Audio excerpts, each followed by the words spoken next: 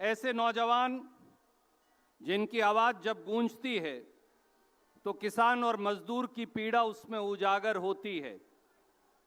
भारतीय राष्ट्रीय कांग्रेस के महासचिव सचिन पायलट जी आए और अपनी बात कहें।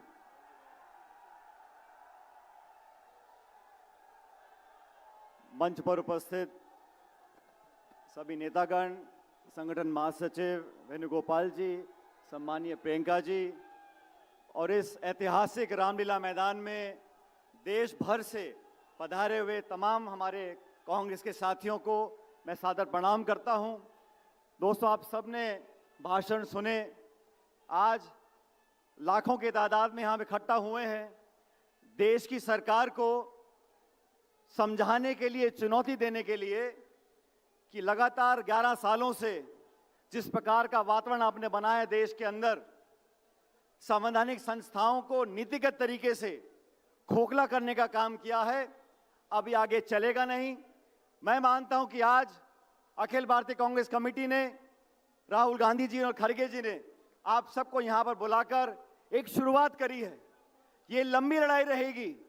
70 सालों से जिन संवैधानिक संस्थाओं को हमने पोषित किया, आज उनको जानबूझकर खोखला कर लोगों के वोटों के खिलवाड़ कर ये साबित करना चाहते हैं कि ताकत से, पक्षपात से ये लोग चुनाव जीत सकते हैं। साथियों, हमारे अड़ोस पड़ोस में चाहे चीन हो, चाहे पाकिस्तान हो, चाहे नेपाल हो, चाहे श्रीलंका हो, किसी भी देश को लोकतंत्र का उदाहरण नहीं मानते। भारत को लोकतंत्र का उदाहरण इसलिए मानते हैं कि हमारे यहाँ पर जो चुनाव प्रक्रिया है, जो चुनाव प्रणाली है, वो पक्षपात से ऊपर उठकर है। हमारे यहाँ पर जो निर्वाचन आयोग है, उसे नेता, दल, विचारधारा से ऊपर उठकर काम करना चाहिए। दुर्भाग्यवश राहुल गांधी जी ने इतनी बार प्रमाण दिए कि वोट में घपला हो रहा है, वोट चोरी हो रही है, लेकिन निर्वाचन आयोग ने आज तक एक जांच भी स्थापित नहीं करी है। और हमें लगातार सड़कों पर आकर आंदोलन करना पड़ेगा। हमारे को देश को आजाद हुए 70 साल हो गए। आजादी से साथ साथ सबसे बड़ा वरदान जो संविधान ने हमको दिया है, हमारी वोट का दिया है। हर वोट की एक कीमत होती है। हम पहले अखबार में पढ़ते थे, निर्वाचन आयोग पहाड़ों में, रेगिस्तान में 3-3, 4-4 दिन जानवरों पर मशीनों को लाद कर ले जाते थे ताकि कोई एक वोट बच ना जाए।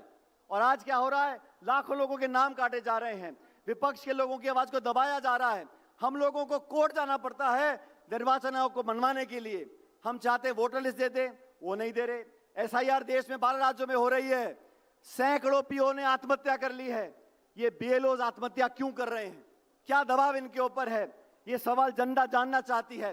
अरे, चुनाव में हार जीत होती रहती है। हमने बहुत चुनाव जीते, 2-4 हार भी गए, आगे फिर जीत जाएंगे। लेकिन चुनाव प्रणाली, चुनाव आयोग निष्पक्ष हो, ये जिम्मेदारी हम सब लोगों की है।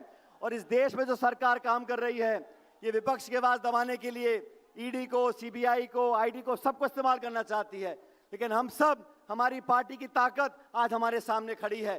देश भर में कांग्रेस पार्टी का एक कार्यकर्ता, नौजवान, बुजुर्ग, 36 कौम के लोग, चारों धर्म के लोग मिलकर इस संविधान को अपना सब कुछ मानकर आगे वाले रास्ते में संघर्ष करने के लिए तैयार हैं। राहुल गांधी जी ने नेता प्रतिपक्ष होते हुए पूरे सदन के अंदर इन बातों को रखा। सरकार के पास कोई जवाब नहीं है। किसान हो, महंगाई हो, बेरोजगारी हो, इस पे कोई चर्चा करना नहीं चाहता।